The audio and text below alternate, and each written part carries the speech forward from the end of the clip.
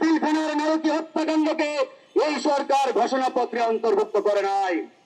আমাদের সকলের সামনে পাঠ করেছেন, জাতির উদ্দেশ্যে প্রকাশ করেছেন। আমি মনে করি এই ঘোষণাপত্র যেহেতু এবং সেহেতু মার্কা একটা ঘোষণাপত্র, এই ঘোষণাপত্রে জাতির যে আশা আকাঙ্ক্ষা, জনগণের যে প্রত্যাশা, তার ছিটে ফোটাও আমরা লক্ষ্য করি নাই।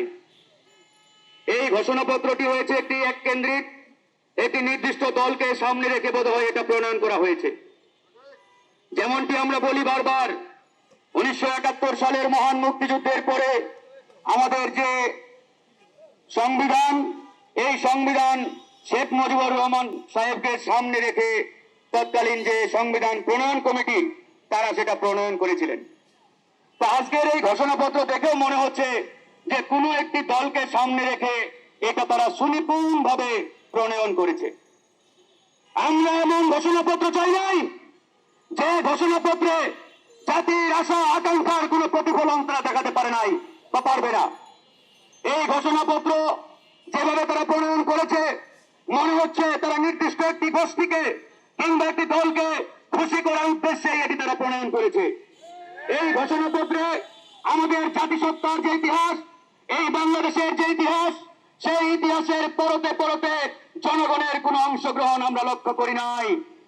এই যে জুলাই গণঅভ্যুত্থান, যে গণঅভ্যুত্থানে প্রায় 2000 ছাত্র জনতা জীবন দিয়েছেন, হাজার হাজার মানুষ রক্ত ঝরিয়েছেন, যাদের আত্মত্যাগের বিনিময়ে আজকের এই বাংলাদেশ, তাদের অবদানকে এই ঘোষণাপত্রে তুলে ধরা হয় নাই। এই ঘোষণাপত্রে 47 নেই, 71 আছে, কিন্তু সেটাও এক পেছে। এরপরে আমি যদি আজকে প্রশ্ন করি, এই যে জুলাই গণঅভ্যুত্থান 2024 সালের আগস্ট এবং জুলাই মাসে, এটি ওই 71কে কেন্দ্র করে সংগঠিত হয় নাই। এই জুলাই গণঅভ্যুত্থান সংগঠিত হয়েছিল বিগত আওয়ামী দুঃশাসনকালের এই 15-16 বছরের যে জুলুম নির্যাতন, যে গুম খুন, এই ঘটনাগুলোকে কেন্দ্র করে এদেশের মানুষ বিক্ষুব্ধ হয়ে এই আওয়ামী ফ্যাসিবাদের বিরুদ্ধে রুখে দাঁড়িয়েছিল। প্রিয় ভাইরা আমার, আজকে 2009 সালের যে পিলখানার নারকীয় হত্যাকাণ্ড, এই নারকীয় হত্যাকাণ্ডের মাধ্যমে আওয়ামী ফ্যাসিবাদকে আনুষ্ঠানিকভাবে এই বাংলাদেশে ভারতীয় পরিকল্পনায় তারা প্রতিষ্ঠা করেছিল। কিন্তু অত্যন্ত লজ্জার বিষয়, দুঃখের বিষয়, সেই পিলখানার নারকীয় হত্যাকাণ্ডকে এই সরকার ঘোষণাপত্রে অন্তর্ভুক্ত করে নাই। 2013 সালের 5ই মে শাপলা চত্বরে হেফাজতে ইসলামের উপরে সেই ভারতীয় পরিকল্পনায় আওয়ামী সেই গুন্ডা বাহিনীর যে নারকীয় তাণ্ডব, এই তাণ্ডবকেও তারা উল্লেখ করে নাই।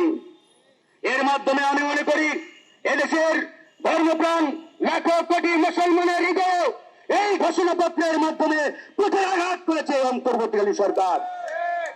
আমার সবচাইতে অবাক লাগে যে আন্দোলনের বীজ আমরা 2018 সালে বপন করেছিলাম ঢাকা বিশ্ববিদ্যালয়ের মাটিতে, সেই ঐতিহাসিক কোটা আন্দোলনের মাধ্যমে। সেই কোটা আন্দোলন না হলে এই 24 সালের গণঅভ্যুত্থান হতো কিনা, এটা কিন্তু বড় একটা প্রশ্নের বিষয়। আপনারা জানেন, সেই কোটা আন্দোলন করতে গিয়ে আমরা হাজারো বাধা বিপত্তি, হামলা মামলা, জেল জরিমানা, রিমান্ড সহ্য করেছি। আমি ফারুক হাসান একটানা 15 দিন রিমান্ডে ছিলাম। আমার সহযোদ্ধারা রিমান্ডে ছিল। এই যে এখানে যারা আছে প্রত্যেকেই জুলুম নির্যাতনের শিকার হয়েছে। তারপরে হাসিনা আংশিক আমাদের দাবি মেনে নিলেন। এরপরে যখন আদালতের ঘাড়ে বন্দুক রেখে আবারও কোটা ফিরিয়ে আনা হলো, সেই কোটা ফিরিয়ে আনার প্রতিবাদে 2024 সালে এই বৈষম্য বিরোধী ব্যানারে সেই আন্দোলনটা শুরু হলো। তাহলে এর বীজ কোনটা? 2018 সালের কোটা আন্দোলন। এই কোটা আন্দোলনকে তারা স্কিপ করে, বাইপাস করে এরকম একটি এক পেছে জুলাই ঘোষণাপত্র দিয়েছে। এরপরে আমাদের খুদে বাচ্চারা, আমাদের ভাইরা, ছোট বাচ্চারা 2018 সালে নিরাপদ সড়ক আন্দোলন করেছে। যে আন্দোলন সারা পৃথিবীতে বিরল একটি ঘটনা, এমন আন্দোলন পৃথিবীর আর অন্য কোন দেশে সংগঠিত হয় নাই। কিন্ডারগার্টেনের বাচ্চা ক্লাস 1-এ পড়ে, 2-এ পড়ে তারা রাজপথে নেমেছে। তারা পুলিশ, এসপি, এমপি মন্ত্রীর গাড়ি থামিয়ে বলেছে রাষ্ট্র সংস্কারের কাজ চলছে, সাময়িক অসুবিধার জন্য দুঃখিত। সারা পৃথিবীর চোখ খুলে দিয়েছিল যে আন্দোলন অন্তর্ভুক্ত না করে এই সরকার জাতির সাথে বেইমানি করেছে।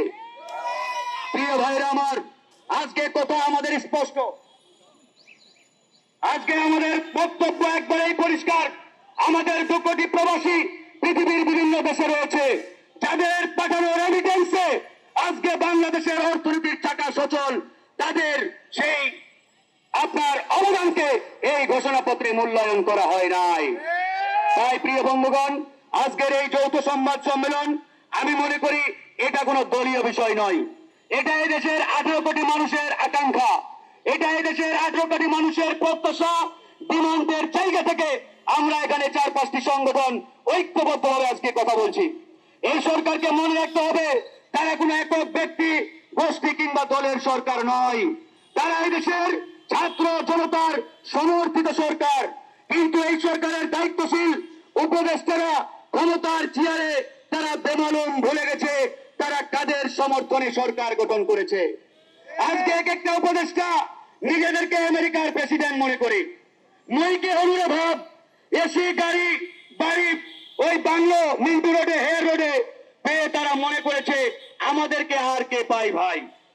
এরকম একটি অবস্থায় তারা এই জুলাইকে পরামর্শিত করেছে। আজকে বন্ধুগণ, এই জুলাইকে তারা বিক্রি করে দিয়েছে। এই জুলাইয়ের চেতনা বিক্রি করে তারা আজকে ওই আওয়ামী লীগের পথে হাঁটা শুরু করেছে।